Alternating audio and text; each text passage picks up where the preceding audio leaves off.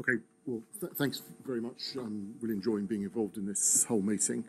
I'm talking specifically about a tool called Datastore, an international consortium that's led from Bristol, but has got active involvement from McGill University in Canada and Norwegian Institute of Public Health with representatives here, and also increasingly also Leicester University's involved with this.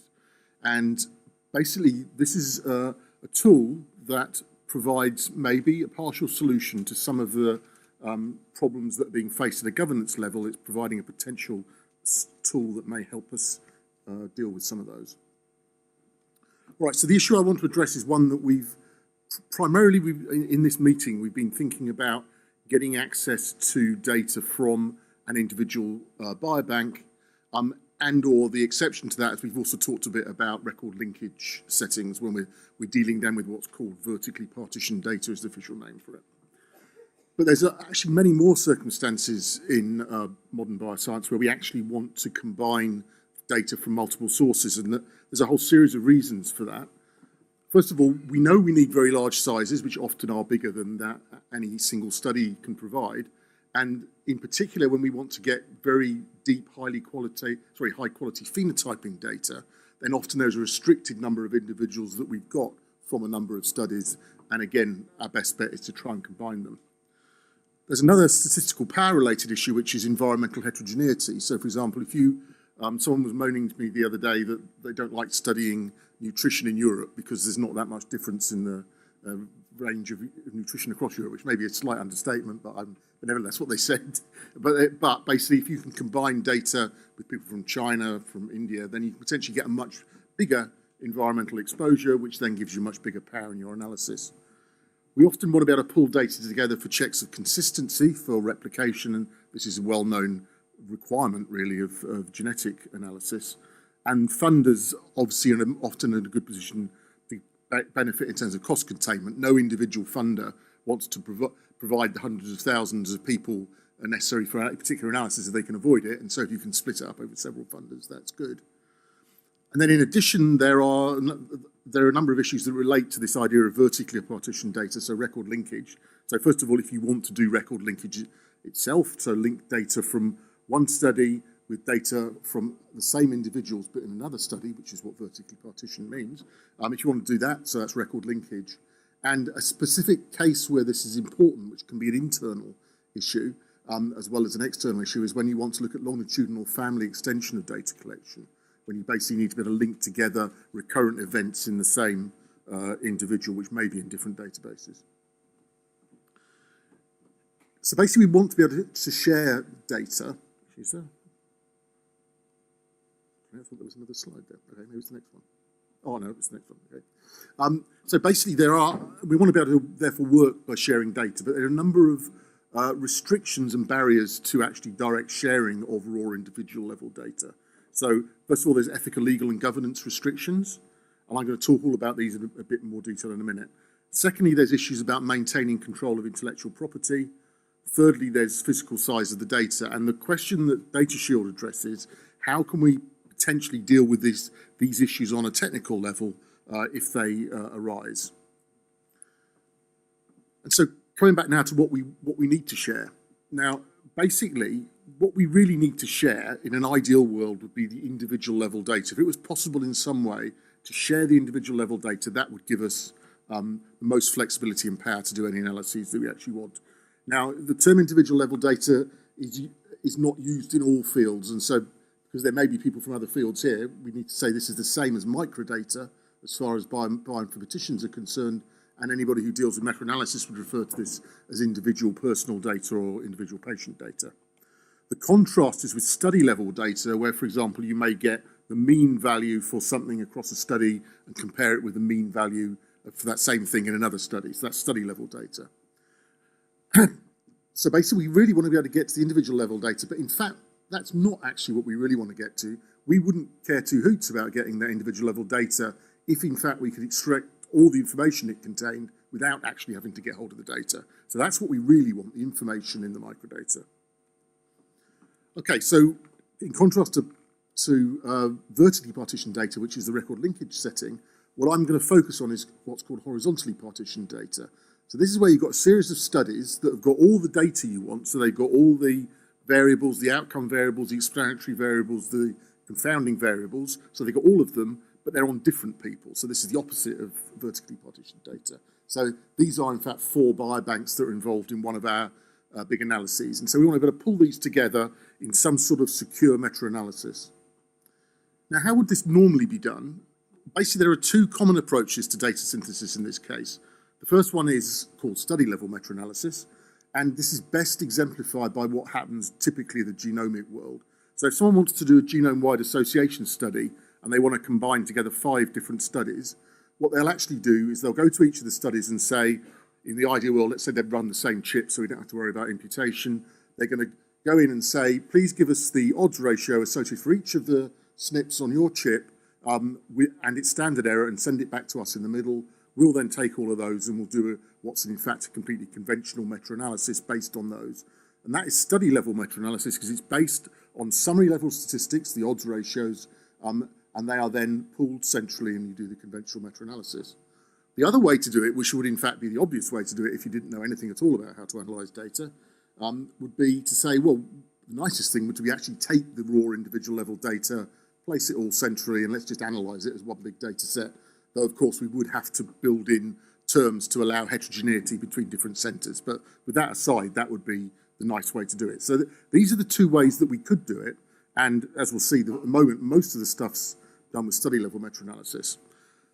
And the reason for that is study-level meta-analysis is quick, it's easy, and it works.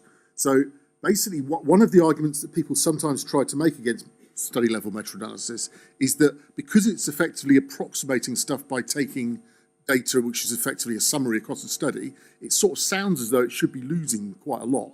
But in fact, it doesn't. By and large, for most things that we want to ask, for example, in a genome-wide association study, most of the information, virtually all of the information, is captured by that analysis.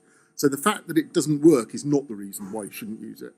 The reason that it's a problem is, in fact, its lack of flexibility. So, for example, if we're doing a 1,000,000 SNP chip, we've got these 5 studies, they all sent the results in, we've done a pooled analysis across all the 5 studies, and we've found 2,000 SNPs that we think would be worthy of further study. Now, a next obvious thing to do immediately would be to see whether the effect of those SNPs is modified by anything like age, sex, ethnicity. Those would be a very, very obvious thing to do that you'd like to just sit down and do. But if you've done study-level meta-analysis, you can't, because unless you've asked people ahead of time to produce the interaction terms and their results so that you can pull them all, you won't have them. So basically, you've got to go back to the studies and say, please, can you do another analysis now that takes these 2,000 SNPs and looks for their interactions with age, sex, and ethnicity, and then return them to us. And as anybody who's been involved in consortia knows, that may be a several-week process rather than a few-minute process. And the real problem here is that contemporary bioscience is getting more and more complex. We therefore need to do more and more explanatory analysis, partly because we are doing more and more interaction work, in particular now the interaction between genes and environment, as was emphasised yesterday by Rory in relation to UK Biobank. So if we need to do that, we need to be flexible, and study-level meta-analysis becomes a problem.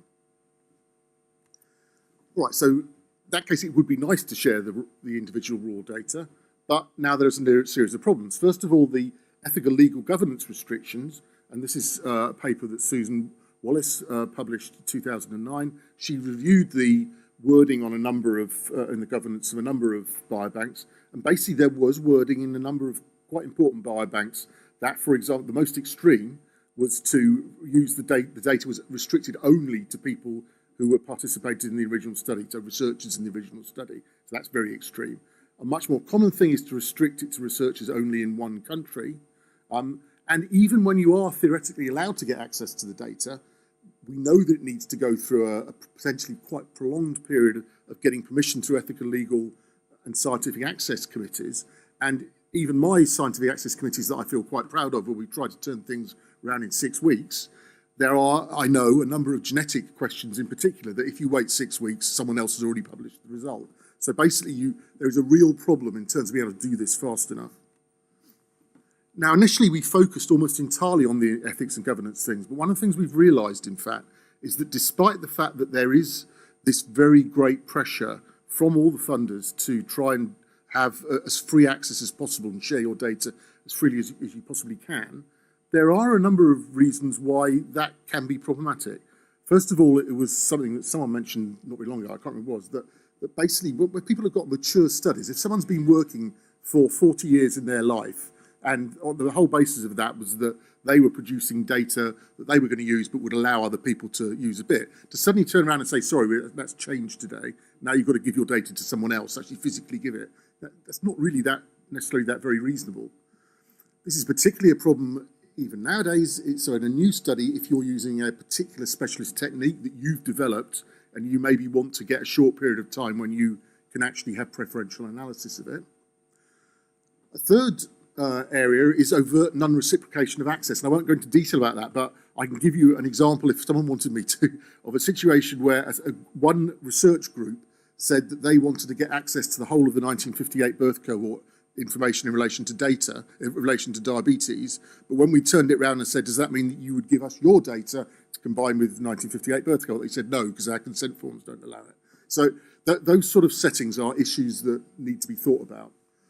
One of the major things we've recently realised is, in fact, this has a particular resonance and problem in resource-poor regions. So the H3 Africa project that's going forward at the moment, funded by Wellcome Trust and NIH, if you're a relatively poor group in Africa setting up a study that collects a whole lot of local data, now you'd like to be able to collaborate with people in the richer parts of the world, but you know full well that if you give them your data, they will be infinitely better placed to get funding in order to make use of that data than you will be able to. So what you'd really like to be able to do is share the information in your data, but not actually give the data away. So that's an important thing.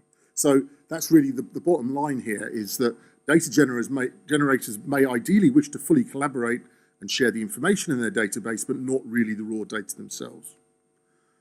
The third issue is physical size, genomic sequence images and large blocks of potentially linked data, for example, from hospitalization records. In fact, we haven't yet had a situation where we're needing to deal with Datasheld in this case. So where are we then? So analytic flexibility definitely favors doing individual level meta-analysis, sharing the raw data, but there are many potential barriers to that. And in consequence, in the genomic world, almost all current consortia-based genome-wide association studies are based on SLMA. This is not sustainable as things get more complicated. And the reality is that neither ILMA or SLMA is really ideal. So in fact, we worked on an alternative approach, namely Datasheld, where the idea is that rather than taking the raw data to the analysis by pooling it all centrally, we in fact take the analysis to the raw data and then basically, in ways I'll show you in a second, make use of that to be able to do a full analysis without ever moving the data. So we leave the raw data from each study on the local server for that study behind its firewall, and the analysis basically coordinates a parallelized modeling analysis on all studies simultaneously and ties these together with summary statistics that are in themselves not disclosive at all. So let's just see this. So this is Datasheld. First I should say Datasheld is an acronym, but the actual meaning of the words, we never use the words, we only ever call it Datasheld. So this is a study. We've got an analysis computer maybe sitting in Bristol in the middle, 6 studies around it with the data on them. And what we're going to do is the 2 settings. First of all, one-step analyses, really simple analyses. Let's say we want to get a table, a 2x5 contingency table of something or other of 2 things across all of these 6 studies. So all you do is basically send a command to each, because this is one-step analysis, command to each study, create the table for your study. Because the table fundamentally, with one exception, is not disclosive, each study can send its table and they can then all be combined centrally.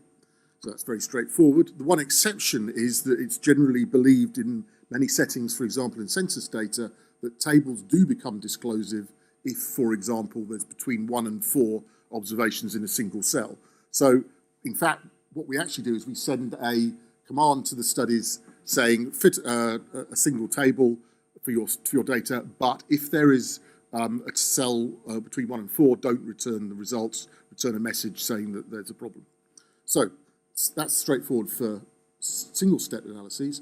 Iterative analyses are more interesting, and they require us to send summary statistics. And let me just show you how that works. So next few slides show how it works. Let's imagine we want to fit This is a logistic regression model that we're fitting in R. And basically, this is a logistic regression model where we've got we're relating something to maybe whether or not you've had ischemic heart disease. We've got a series of variables, one of which is a SNP variable, for example, in this case. The way it works is we first send a command saying we want you to fit one iteration of a logistic regression model, starting from a starting guessed vector, a starting set of results, which are assuming 0 for all the regression coefficients. So you send that out, and the command then also says, then return 2 summary statistics, which are these things called a score vector and an information matrix. I won't go into detail what those are, but basically you can see they don't look inherently as though they're telling a lot of sort of secret information about large numbers of individuals, and in fact they're not. So return those. Then all that happens is that the center sums up the score vectors and it sums up the information matrices, divides one by the other, and that is in fact then the amount that you should update the original guess on the coefficients to produce the next guess. And that's a standard thing within generalized linear modeling. So we get a new vector, send that back out, say fit another iteration, and we keep going until we converge. And the key point is at the end here, in this instance, you can use Datashield either to replicate an ILMA, as we do in this case, and in this case, you notice if you actually pool all the raw data and then get an answer, so that's from a standard analysis, or if you use Datashield, it's not only that you get closely the same answer, you get exactly the same answers. The only difference here is rounding error. Similarly, we could have mimicked a study level meta-analysis, but here it's an ILMA. All right, so just to finish off then, this is showing you how we've actually implemented this now, because the theory is not that difficult. Actually implementing it is much more of a challenge. And this is the way it's implemented. So on each study has its data in its original data computer, in whatever form it was. It transfers the data that we want to analyze into an Opal database. An Opal database is a database that's been developed by Abiba, which is a group that's based partly in McGill and partly in Toronto. And the data then sits there, and within Opal, there is a special version of an R environment, which is the way we're actually going to do the analysis. And this is a very special R environment that has had all of its functionality removed, so it couldn't do anything at all, and then bits added one at a time that we do want it to be able to do. And so we've got these 3 studies here with these things, and on each of these R environments, there are a series of functions. For example, there is a table function on here that we've added back in, which is the sort of table function that says only return it if there's not between 1 and 4 observations. So we can build anything we want to as a restriction. And so basically, that's what's happened at the local studies. And our analysis person here, let's say in Bristol, sends commands in this case, via a website that happens to be based in the Netherlands in this case, to each of those studies. And goes through the processes I've just said, either the table construction or the multiple site one. And just to finish now, I'm not going to talk about vertical data shield in detail, but this is an approach that allows you, it's quite different, but it allows you to do a similar thing for linked data. It's much more complicated, and watch this space. But the final point then is, so where have we got to so far with the data shield project? So first of all, what I've been describing to you here is multi-site horizontal data shield. So this is, we have proof of principle, several papers showing that, and the practical implementation is also successful now. What we're actually working on at the moment is to enhance the range of functions and its ease of use.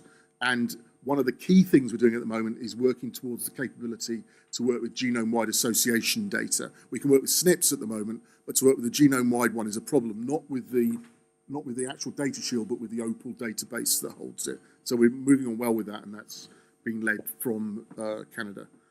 We're currently also working on the single site data shield, which is a situation where, for example, in H3 Africa, you'd stick one of these data shield sites analyses on your data set, so it would allow people from the rich world to come in and do particular analyses on your data and only get back the allowed non-disclosive analyses and can't get the data. And I won't talk about the vertical data shield. Okay, I'll show you one. Yeah, okay. So if you want to see more about it, this gives you the websites and the most recent papers. and the acknowledgements of all the grants that are funding it. Okay.